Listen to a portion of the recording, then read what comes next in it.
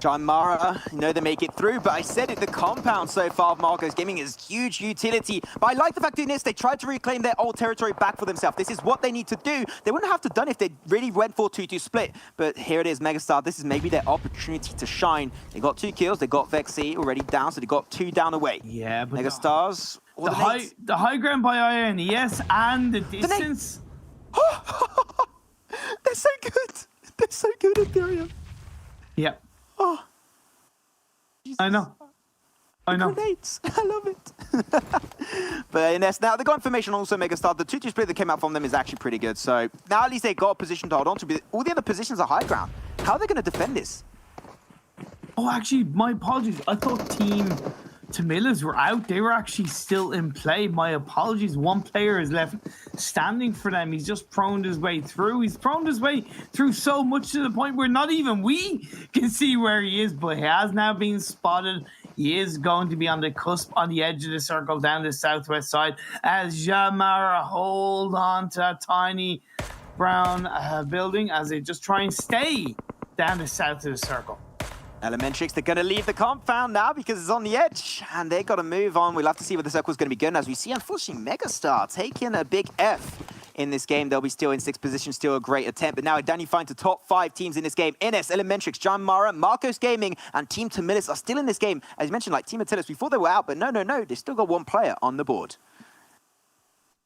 5 teams up, 16 players. Jamara just trying to spread out a little bit as a full squad. Marcos, they're on 13 kills already, but they are outside the circle, so they have to push their way in. I can guarantee they're going to put it up a good fight to get in there. NS, they're already in. They're going to be controlling. This is a little bit similar to actually what we happened on that first game. A little bit in the open, not many compounds remaining at the very end game, so you've got to try and get the position first. That's what happened for TSM Entity. They took control, They took the chicken dinner. Now the team that got that is NS. Potentially, if it does happen just like last game, it would actually be going over to NS, but now teams are going to rotate. Mr. Huge is going to be the unit player pushing forward, and they will be getting some work done. But here it is, Marcus going to be joining the fight again. 1 member of NS down instantly. If they eliminate them, it's going to be open room and open taking on that position in the center of the circle. So 2 different play styles. Elementrix with the higher amount the vehicles, they're going to push in with those vehicles and then use those vehicles as a way to protect themselves. Marcos just going to be a little bit slower moving in, but also a bit more calculated, spotting out who is rotating in so they can play around that. So great play styles coming out from those 2 teams in particular. I love the position of John Mara. They're not getting involved into the fight, and they yet got a dip to play around. They're not getting pressured, and they're going to leave all the other teams really fight each other currently, which I think is absolutely awesome. Yeah. So it's also a little bit similar actually coming out from Marcos Gaming. They did the exact same rotation. They got a little bit more high ground, and that means that they can actually take the fight versus John Mara, and that's going to result in that first knockdown resulting in their side. But you got to be careful. Bad Driv is still in the location, and they got to be careful of their next move because that could mess them up pretty heavily as they do finally scout out that last member, and that's going to be unfortunately the end of Team Tamilis taking 5th position in his 3rd game. 4 teams left. It was a great run by Team Tamilas to end up in 5th place. That's a nice amount of placement points, nothing to be sniffed at. But now it's going to come down to these 4 teams, 14 players. Marcos still holding on, has 13 kills in their side, in their back pocket. They're going to look to try and push back John Mara, but John Mara, like you said, have the dip that they can play around. The circle, this is going to be the most impactful circle of this entire game, Imperium. Where might go, the team might actually just secure that chicken dinner. But you know what, Ines, despite having so many teams having an angle on them still surviving, I'm extremely surprised, but maybe I cast a curse myself to get the intel. Elementrix up to 7 kills. They're looking for blood, they're looking for more, but here it is. Marcos Gaming, they've got to try and roll down. They were time to take the fight against Giant Mara. But they're struggling right now, and they have to give that position away. But the circle, here it is, 3-2-1, and it goes over to Elementrix. They can take control of this entire game. Yeah, although Mr. Huzu has been knocked down, so don't be too aggressive, right, Shigar? Pushing back Marcos, that's good, but don't be too impatient. Wait for the team to come near you and push them back at the same time. It's always going to be tough because you've got multiple teams around you. Still another 11 players on the board as Shigar is going to look for the last player of INES. Granada's going to be coming out. I think it won't get knocked, just a little bit of damage potentially. Oh my god, they see Syria in the background of Marcos Gaming. That's an instant knockdown. I mean, one pixel out of place, they're going to laser that down. They're going to mow it down instantly, just like if it was a piece of grass. But now Machine also got scattered away. Hugh might secure that kill. Hugh will get that extra juicy point.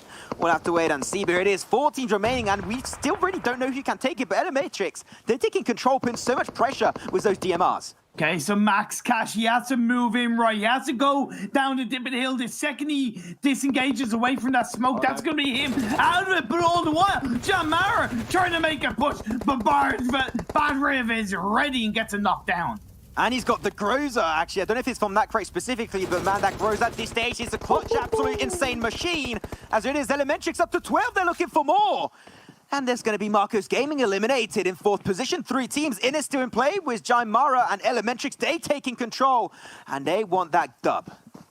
So you got 4v2v1, but Mr. Uzu gets knocked down. Nanji gets spotted out, and that's the end of Jamar. It comes down to a 3v1 between INES and Elementrix. Really got time. I would say pull off the res before going for the fight. On top's got to... Oh, okay. That was a little bit scary. That jar just about to kill. Bedre of NSB is going to be remaining alive. But as I said, That's take exactly your time. There's no doing. reason to rush. And you got the high ground too, which is huge. Grenades, if they still have it, could actually end the game here. Well, here's the thing, actually. Okay, if they have a... Yeah, like you said, if they have a grenade, that's going to be the end of Battle. But being on the low ground in this very late game is definitely more of an advantage. If Puma Man just gets into you and say, look, I am taking control. I'm going to rotate around. I'm going to give you so many angles that you can't be spotted. But he gets out of vehicle and he gets knocked down. But Badra gets put down to about 25 health. But now Mr. Huzu on top. They have to engage. They have to take advantage of this. Yeah, they have to go for the fight a little bit early, but that's okay, you know. Dodge is going to have actually even time to heal himself back up. Wow. And on top, they're waiting. The circle actually does shift in their location. See what? They just got to wait. I would not even go aggressive. Just wait for Badrev to really push on your location, and he can just pick it up like it's absolutely nothing. This normally should be game. We all know that clutches can happen. And we do know that, you know, Ines, they've been playing so good on that position. How will he play around this? He's got the M4. He's got 40 bullets. That's enough for clutch in a 1v2. Believe the top 3 teams have got double-digit kills. That's how nice of a game this has been compared to the first Erangel game. A lot more spread out between these teams who are finding themselves in the top of this game. But now it comes down to these two. Elementrix, 2v1, and he peeks too much. He gets taken out, and Elementrix get their chicken dinner.